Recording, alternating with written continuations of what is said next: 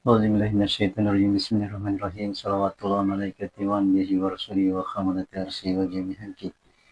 Ala sayyidina nabiyina wa syafiina maulana Muhammad sallallahu alaihi wasallam wa alihi wa alihi wasallam wa rahmatullahi wa barakatuh. Jumpa lagi seluruh sobat jati diri dimanapun berada. Semoga selalu dalam naungan rahman dan rahimnya Allah subhanahu wa ta'ala. Dari episode ke-62 ya. Kemarin sudah berbicara tentang kesaksian. Sejatinya kesaksian itu ya. Karena yang diinginkan Allah Ta'ala itu adalah kesaksian. Dia menjadikan alam semesta ini semata-mata dia ingin disaksikan, ingin diketahui, ingin dikenal, sehingga dia menjadikan alam semesta ini di dalam konsep dia ya, yang disebut dengan Nur Muhammad itu. Jadi Nur Muhammad itu sendiri adalah konsep Allah Ta'ala di dalam mentasbihkan afal dia di alam semesta ini. Dari situlah seluruh asal-usul itu berasal dari Nur Muhammad. Saksian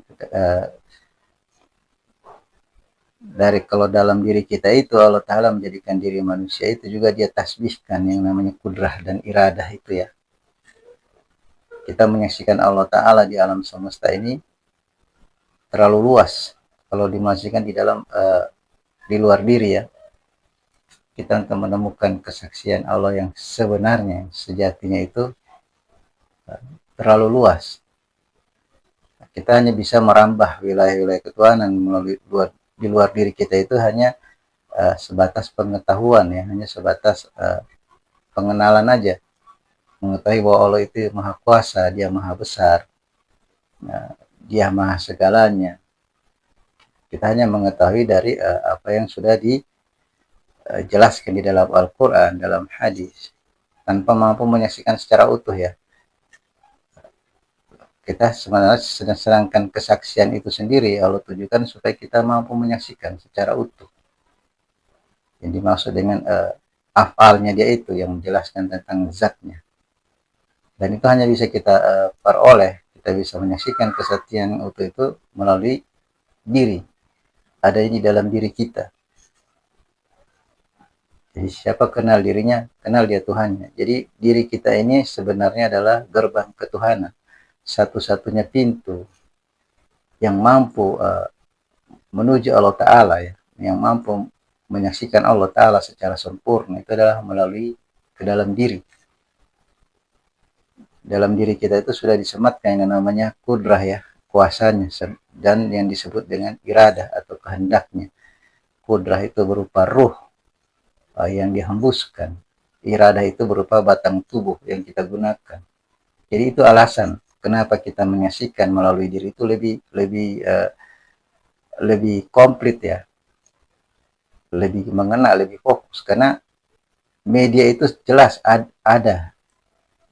jelas adanya, yaitu berupa roh dan berupa batang tubuh ini, sehingga mudah kita menyaksikannya, mudah kita menggapainya, mudah kita membuktikan itu kesaksian.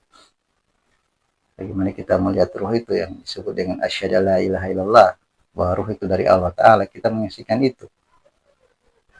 Muhammad Rasulullah itu iradah yang kita pakai, kehendaknya. Karena dia menyusun alam ini melalui kehendak dia, konsep dia, yang disebut dengan Nur Muhammad itu. Inilah yang kita pakai batang tubuh inilah, konsep yang dia kehendaki itu.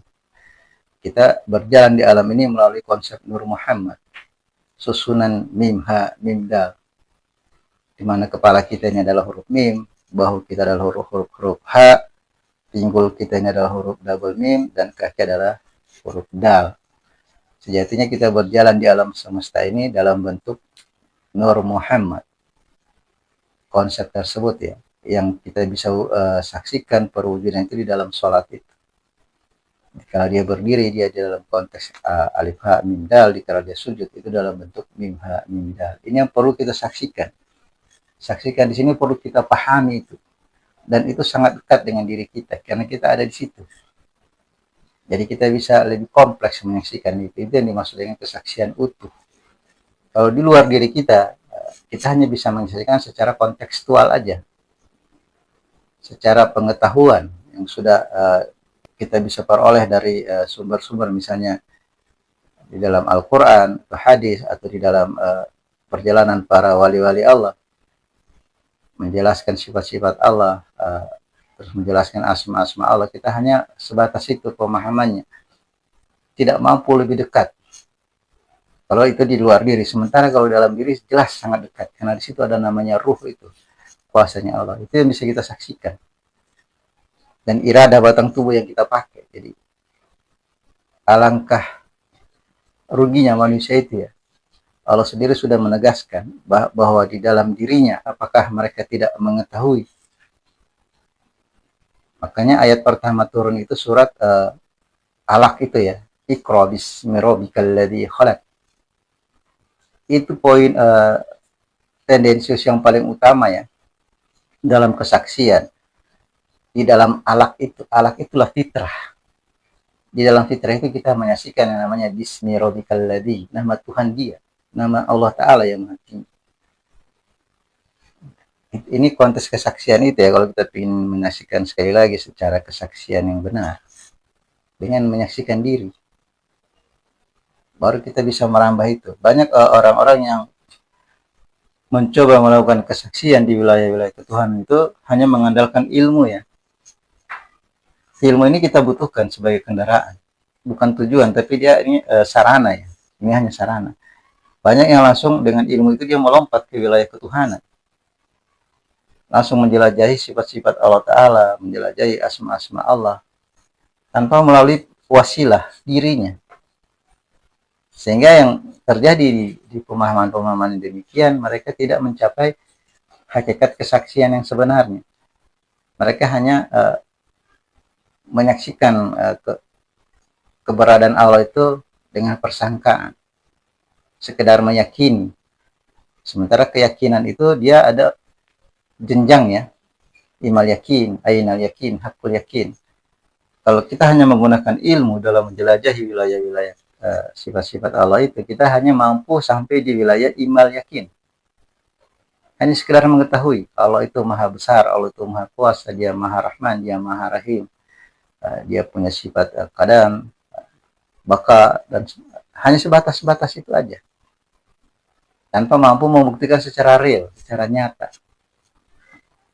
Itu yang wilayah ilmu. Makanya kalau hanya mengandalkan ilmu langsung masuk ke wilayah ketuhanan, sekali lagi kita hanya bermain di wilayah persangkaan, hanya sampai di imal yakin, hanya sekedar mengetahui. Sementara Allah menuntut kita untuk menyaksikan, harus tiba di hakul yakin. Untuk mampu tiba di hakul yakin, kita tidak ada jalan lain kecuali melalui diri. Karena dalam diri itu sekali lagi yang sudah saya ucapin tadi, yang sudah saya jelasin tadi, di situ Allah mensematkan yang namanya kudrahnya itu berupa ruh. Itu jembatan kita yang sangat dekat untuk menuju dia, yang jelas ada di dalam diri kita. Juga berupa iradah yang jelas sudah kita pakai bentuk kita ini. Itu yang perlu kita telusuri, itu yang perlu kita pahami dalam kesaksian. Sehingga kita memperoleh yang namanya hakul yakin. Dari mengetahui, kita masuk ke imal yakin, itu memahami. Ini dimaksud dengan ainal yakin, itu memahami. Baru kita akan masuk ke hakul yakin, menyaksikan. Nah, setelah mengetahui, kita akan memahami. Setelah memahami, baru kita akan menyaksikan secara utuh. Yang dimaksud dengan sifat-sifat Allah itu. Sifat-sifat Allah, asma-asma Allah yang menjelaskan asma, sifat, af'alnya dia. Dari perjalanan itu kita akan bisa tiba ke dalam ke perwujudan Allah sebenarnya, zatnya. Itu melalui perjalanan diri. Jadi sekali lagi ilmu itu penting sekali kita mengetahui diri. Di sini saya sudah bahas itu tentang pemahaman tentang diri ya. Dan itu hanya bisa kita satu-satunya yang hadir di media-media sosial ini yang membahas tentang Allah Ta'ala melalui diri itu, sejatinya diri secara komplit, itu hanya adanya di jati diri.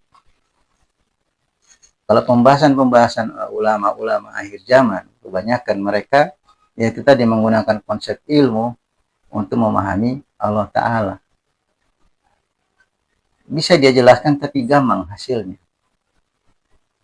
Tidak spesifik ya, tidak detail. Makanya kalau kita ingin menjalani atau berjalan dalam kesaksian di wilayah Allah Ta'ala, kita harus menggunakan diri.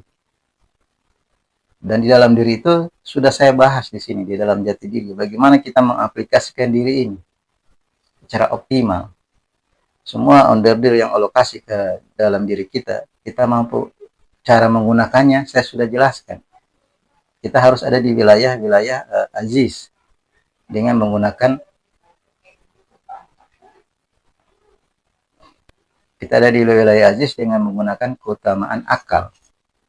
Kita optimalkan dulu ini. Bagaimana kita mengoperasikan pola pikir kita, menyeimbangkan pola pikir, membersihkan dari yang namanya persangkaan suuzon.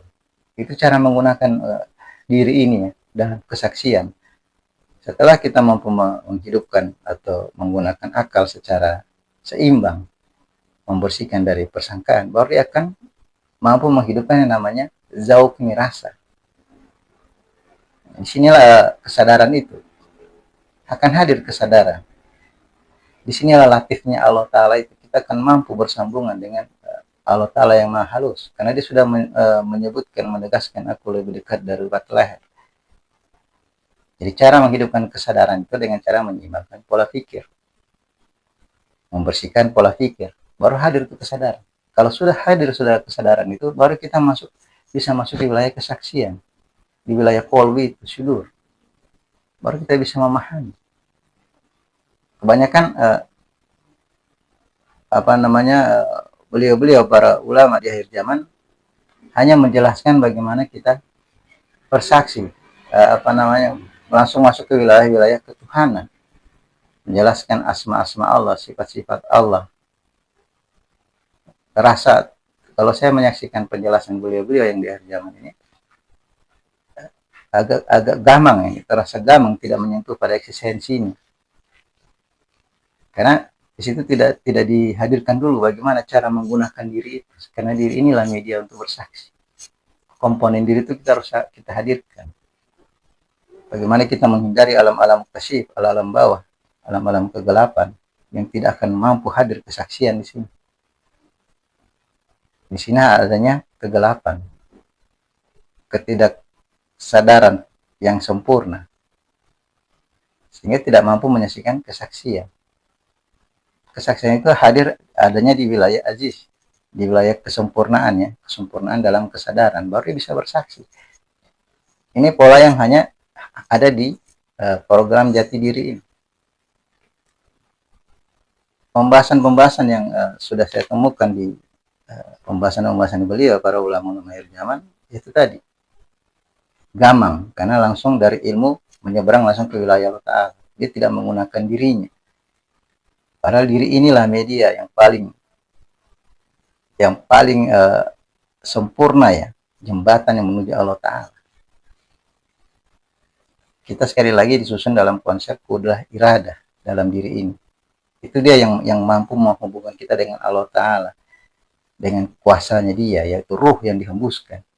Kita bisa berakselerasi dengan ruh yang ada di dalam diri kita itu. Perjalanannya, penempatannya, keberadaannya, kita bisa saksikan secara utuh dalam diri kita.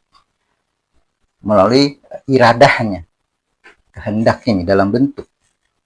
Bentuk tubuh ini kita bukan hanya asal jadi, bukan hanya asal bentuk begini.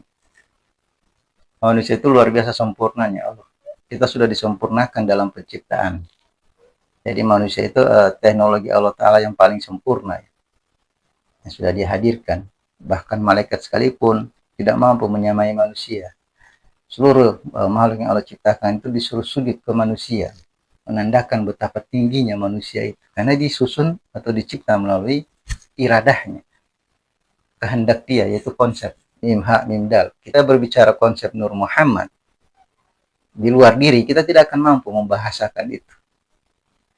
Kita hanya mampu menjelaskan secara konseptual aja, tapi secara hakikat, bentuk yang dimaksud dengan Nur Muhammad itu kita nggak akan mampu menggapainya itu. Padahal itu kita pakai diri. Jadi selayaknya ilmu dan amal itu ke diri, bukan langsung ke Allah Ta'ala. Nggak akan ketemu. Sifatnya gamang ya. Nah, jadi ini yang banyak manusia kadang salah dalam menggunakan ilmu dan amal itu ya. mereka lebih fokus kepada ilmu dan amal ketimbang dirinya. Nah, sehingga efeknya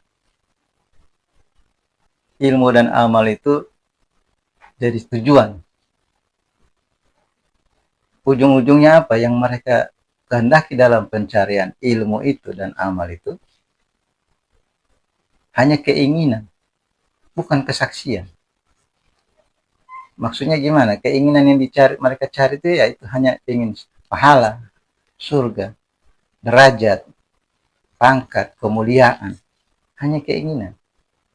Mereka lupa bahwa mereka itu harus sampai di kesaksian. Nah, ini menghambat perjalanan orang-orang berilmu itu. Jadi seyogyanya ilmu itu harus mampu tiba di kesaksian, ilmu dan amal. Baru itu benar ilmu dan amal kita. Jadi jangan salah kaprah ya, nanti kita ujung-ujungnya di sebelah kita nyesel. Kita bingung, kita komplain, loh selama ini ilmu dan amal saya mana? Kemana? Kenapa nggak bisa diaplikasikan? Karena pengaplikasian ilmu dan amal itu bukan pada kesaksian, pada keinginan. Itu yang membuat kita di alam sebelah itu shock ya, kaget, terkejut. Padahal itu sangat kita butuh yang kita andalkan di dalam perjalanan alam-alam sebelah itu.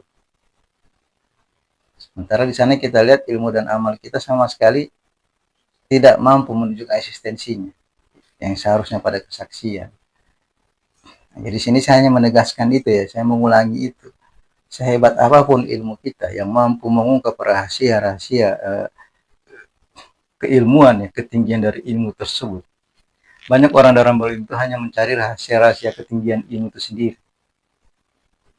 Makin mereka bermain di ilmu itu makin makin haus mereka ya, makin banyak tuntutan di situ, makin terpesona dengan ilmu itu sendiri. Padahal ilmu itu sekali lagi hanya sarana, bukan tujuan.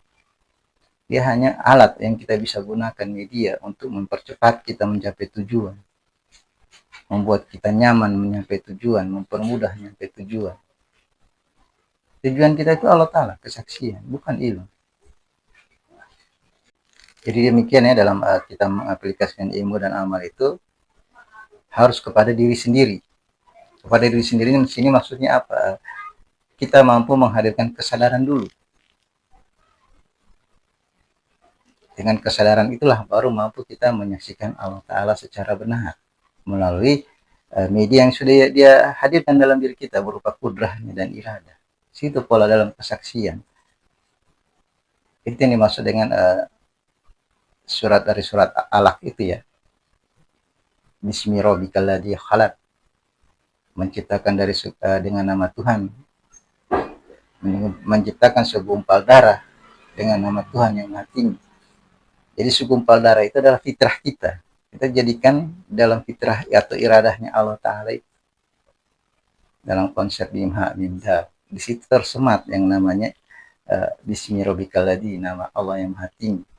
Jadi setiap fitrah diri itu disematkan satu nama Allah Ta'ala yang kita kenal dengan istilah yang sudah ditemukan oleh beliau Syekh Abdul Qadir Al-Jilani yang kita kenal dengan nama ruh itu. Itu nama Allah Ta'ala yang disematkan di dalam penciptaan fitrah diri. Setiap manusia itu punya penyematan nama-nama Allah Ta'ala itu, nama ruh itu punya Allah Ta'ala yang kita bisa baca melalui fitrah diri kita. Aku hadir di alam semesta ini dengan fitrah Ahmad. Di dalam kudrah itu, di dalam iradah penciptaan segumpal darah itu dikenal dengan dihadirkan fitrah perjalanan hidup saya itu di dalam lingkup Ahmad Haidar. Di dalam penelusuran penyaksian di dalam lingkup hidup itu, dalam semua sesi hidup, bahwa termasuk takdir, ketetapan, apapun yang sudah Allah kehendaki, namanya kehendak, itu ada di dalam fitrah itu. Jadi saya menjalani hidup saya ini dalam konteks alam saya sendiri itu Ahmad Haidar, walaupun saya bercampur baur dengan seluruh manusia, pada akhirnya kita di alam masing-masing. Nah, di dalam pencarian diri itu, di dalam perjalanan alam diri, kita mencari yang namanya kesaksian itu, yang nama ruh itu ya, sudah Allah sematkan di dalam setiap diri itu, ada nama dia. Itu yang kita saksikan. Saya umpamakan di dalam perjalanan Ahmad Haidar itu disematkan yang namanya Ar-Rahman. Itu yang saya saksikan. Di dalam alam diri saya menyaksikan sifat Allah yang Ar-Rahman itu. Dan sifat ini, nama Allah itu bisa kita telusuri, kita bisa ketahui dengan hasil dari kesimpulan perjalanan diri kita. Yang sudah saya jelaskan kemarin ya. Dari nama itu. Tiba di kesimpulan dari seluruh fitrah yang Allah dirikan, saya dihadirkan di dalam kesaksian akan asma Allah atau nama roh itu dalam Ar-Rahman misalnya. Jadi seluruh lingkup kehidupan saya itu diwarnai dengan sifat Ar-Rahman. Di dalam kudrah dan iradah itu yang saya saksikan. Dalam lingkup apapun, itu yang dinamanya kesaksian itu. Itu lebih jelas, lebih konkret. Kita bisa melihat justru wujud Allah yang sebenarnya. Kita akan tiba di wujud yang sebenarnya yang dikehendaki Allah Ta'ala itu. Kesaksian akan wujudnya. Sejatinya wujud Allah Ta'ala itu. Allah Ta'ala menghadirkan diri di alam semesta ini, tidak sedikit pun dia menutup diri. Karena memang tujuan dia untuk dikenal. Dia nggak mungkin dia menutup diri. Jadi dia hadir seutuhnya di alam semesta ini. Itu harus kita mampu saksikan. Cuma karena dia zat yang maha besar, yang tidak berukuran, sehingga tidak ada yang mampu mewadahi dia, tempat yang mampu mewadahi dia, karena dia zat yang maha besar. Sehingga dia fitrahkan, dia bagi, dia takar melalui penciptaan diri ini. Disitulah kita menyaksikan itu. Itulah konteks kesaksian yang sebenarnya. Kalau kita ingin menyaksikan tiba di kesaksian yang sebenarnya melalui diri. Dan sekali lagi hanya di jati diri yang membahas bagaimana kita mengoptimalkan diri, menggunakan seluruh elemen diri itu supaya hidup di dalam kesadaran.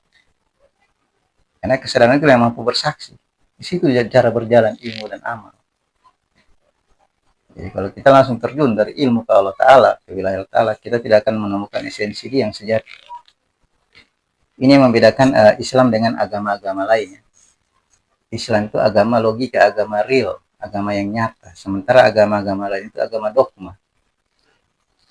Hanya agama persangkaan. Bercerita tentang Tuhan dan hambanya itu ada dualisme di situ. Perjalanan kalau Islam tidak menjelaskan ketuhanan itu secara real di dalam penciptaan diri.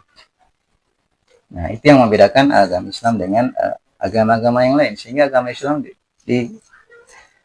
disahkan sama Allah Ta'ala itu sebagai agama yang sempurna.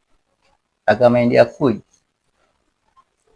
Karena hanya Islam yang menjelaskan bagaimana menyaksikan Allah itu secara benar. Jadi bukan secara persangkaan ya, tapi secara kesaksian utuh. Itu melalui media diri. Jadi keberadaan diri kita ini bukan hanya asal dicipta ya, tapi punya unsur makna yang tinggi. Di sini saya hadir yang konteks jati diri ini mengulas hal-hal yang tersebut.